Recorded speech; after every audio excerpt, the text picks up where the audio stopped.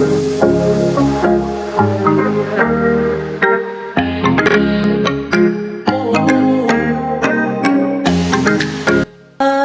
anak-anak, sebelum memulai pembelajaran, silahkan dipersiapkan dulu kelengkapan belajarnya. Om Swastiastu. Selamat pagi ya anak semua. Apa kabar dengan kalian? Sehat, Bu. Sehat. Sehat, Bu. Sehat, Bu. Apa kabar, Bu? Ya, Ibu baik. Semoga kita semua dalam keadaan sehat selalu ya. Ibu senang sekali bisa bertemu dengan kalian pada pertemuan tatap maya pada hari ini. Ibu akan mengirimkan link absen pada kolom chat. Silakan diisi secara mandiri ya. Sudah, Bu. Baik, sebelum kita memulai pembelajaran, mari kita berdoa terlebih dahulu agar pembelajaran kita pada hari ini berjalan dengan lancar, kemudian tidak ada hambatan. Teman-teman, mari kita berdoa menurut kepercayaan dan keyakinan masing-masing. Berdoa dimulai. Berdoa selesai. Walaupun kita belajar dari, harapkan kita tetap semangat ya, kalian tetap semangat dan tetap menjalankan protokol kesehatan. Ingat sebelum belajar mencuci tangan, berdoa gitu ya. Tetap semangat ya anak-anak ya. Teman-teman, Akan diamati, apakah kalian pernah melihat atau mengunjungi tempat pemotongan ayam? Pada saat membedah ayam, apakah sayatan pisau itu selalu dilakukan di tempat yang sama? Jika tidak, apa kira-kira tujuannya? Biar ayam banyak Biar ayam banyak isinya.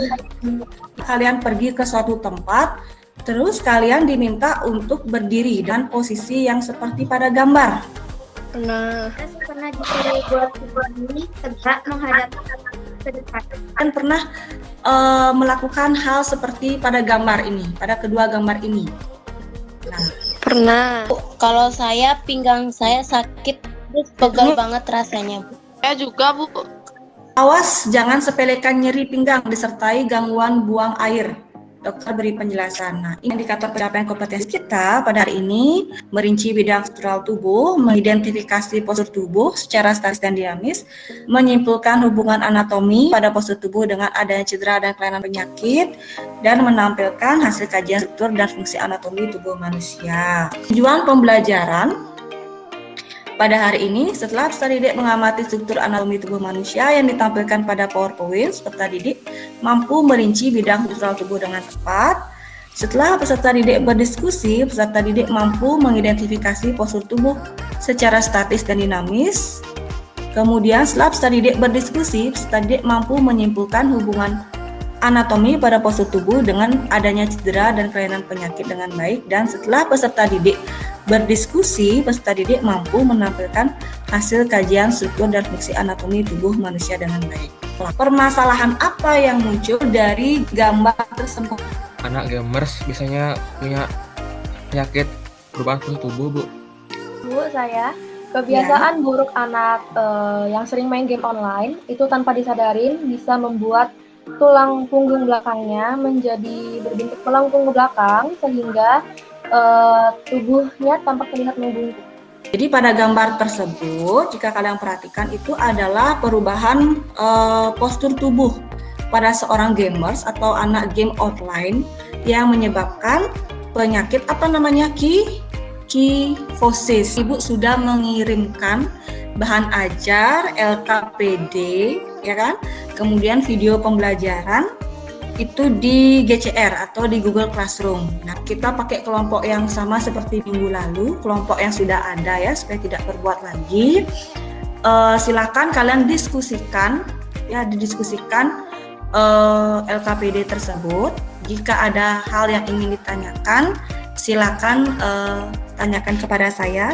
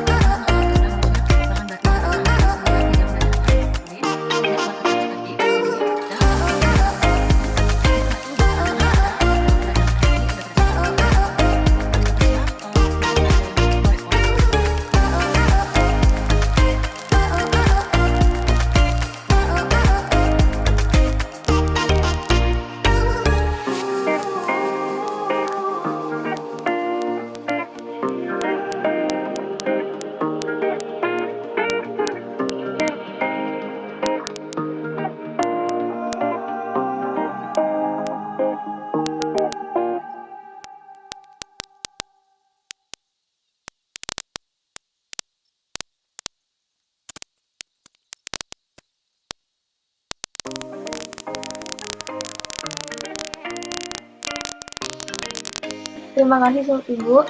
Selamat pagi semuanya, saya perwakilan dari kelompok 1.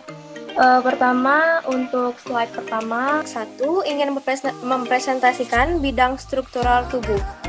Tubuh manusia dalam keadaan berdiri dengan kedua lengan pada sisi tubuh dan telapak tangan terbuka, menghadap ke depan, kepala tegak, serta Kedua, bidang sagittal plana.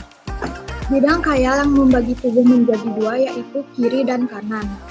Bidang yang sangat terbagi dua yaitu A. Bidang sagittal membagi tubuh menjadi tepat di bagian tengah. Bidang khayal membagi tubuh menjadi depan atau anterior dan belakang atau posterior.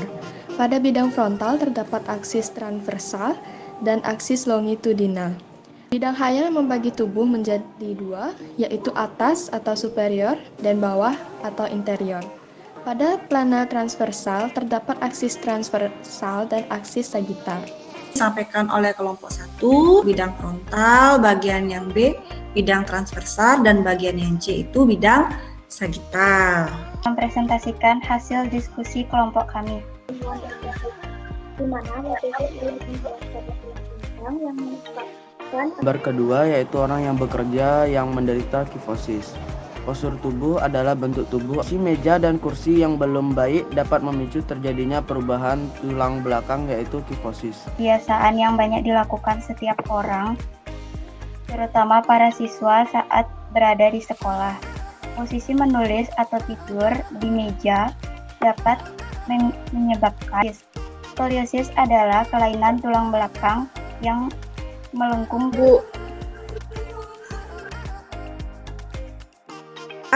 Lordosis, di mana posisi tulang belakang itu membentuk lekungan ke arah depan sehingga punggungnya lurus dan perutnya maju ke depan. Nah, sama seperti ibu hamil. Nah, ibu hamil itu kan juga bisa terkena lordosis ya karena perutnya maju ke depan begitu ya. Kemudian pada gambar yang kedua, seorang pekerja yang berada di depan laptop. Nah, itu merupakan kebiasaan buruk di mana posisi meja dengan kursi itu tidak seimbang. Alangkah baiknya jika posisi meja dengan kursi itu. Obesitas merupakan kelebihan berat badan. Saya absen 8. Di sini saya akan bertanya mengenai PPT yang telah diberikan. Bagaimana sebaiknya menjaga biar punggung tidak bungkuk, Bu? Dan sedangkan di rumah kita hanya pakai benda-benda yang ada saja. Bagaimana caranya biar kita bisa menjaga punggung agar kita tidak membungkuk? Menurut saya, dalam pembelajaran daring seperti sekarang ini, kita harus duduk dengan nyaman saat daring. Kenapa kayak itu? Supaya kita nyaman buat belajarnya. Soalnya kalau kita mejanya pendek, kita nyamain buku-buku biar tinggi, kita duduknya biar nyaman. Terus kalau misalnya kita kan duduknya bungkuk, kita bisa taruh bantalan di perut, di punggung biar lebih nyaman juga. Jadi kalau menurut saya dalam pembelajaran daring seperti ini lebih baik memiliki posisi yang lebih nyaman daripada biar nggak ganggu pembelajaran daring berlangsung gitu, Bu. Menurut saya banyak faktor yang menyebabkan tubuh menjadi membungkuk. Contohnya kayak membawa tas yang berat, habis itu ada main game yang terlalu lama. Nah itu tuh dapat menyebabkan tubuh kita itu jadi membungkuk tulang belakangnya. Habis itu misalnya ada internet, jadi kita seseorang pasti betah dong lama-lama main internet. Makanya orang-orang cenderung buat bermalas-malesan.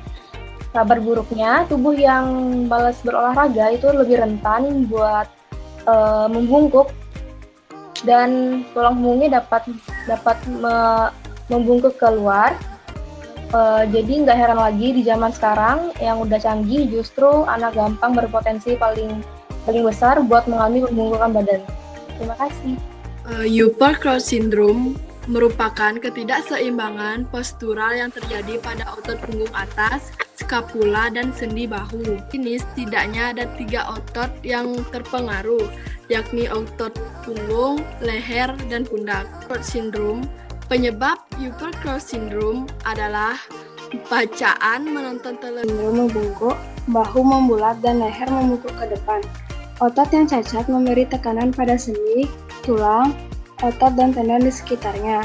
Hal ini menyebabkan kebanyakan orang mengalami gejala seperti yang pertama sakit leher, kedua sakit kepala.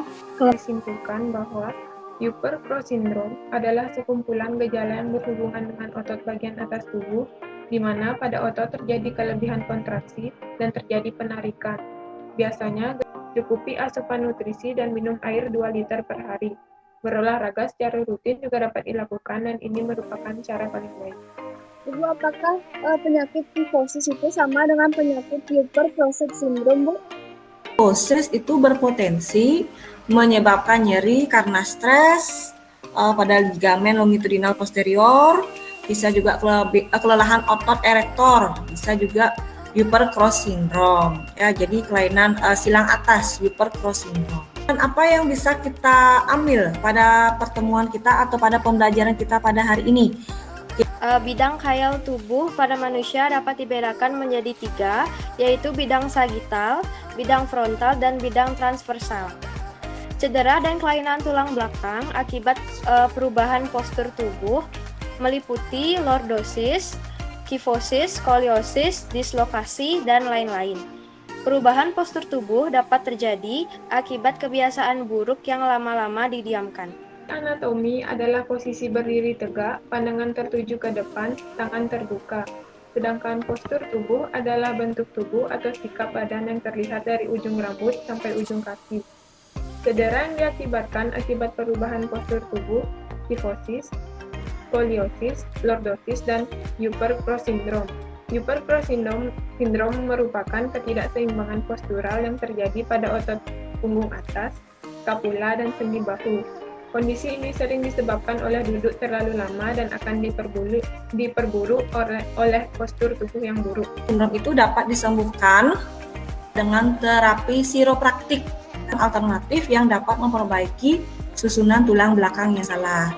Kenapa tulang belakangnya diperbaiki? Karena di tulang belakang itu semua saraf berkumpul. Jadi ada banyak saraf di tulang belakang tersebut. Jadi terdapat ratusan saraf yang ada di dalam tulang belakang dan setiap saraf itu terhubung dengan sistem regulasi tubuh dan mengontrol semuanya.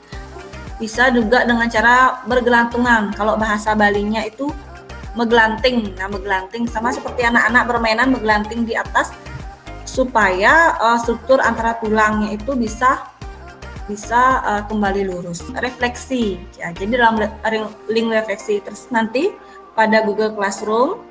Jadi silakan nanti setelah selesai Gmeet ini, setelah Google Meet ini kalian isi quiz ya, memperdalam mungkin materi anatomi fisiologi. Silakan nanti kalian buat tabel identifikasi yang buruk yang dilakukan oleh orang-orang di sekitar kalian terhadap perubahan postur tubuh. Materi selanjutnya virus.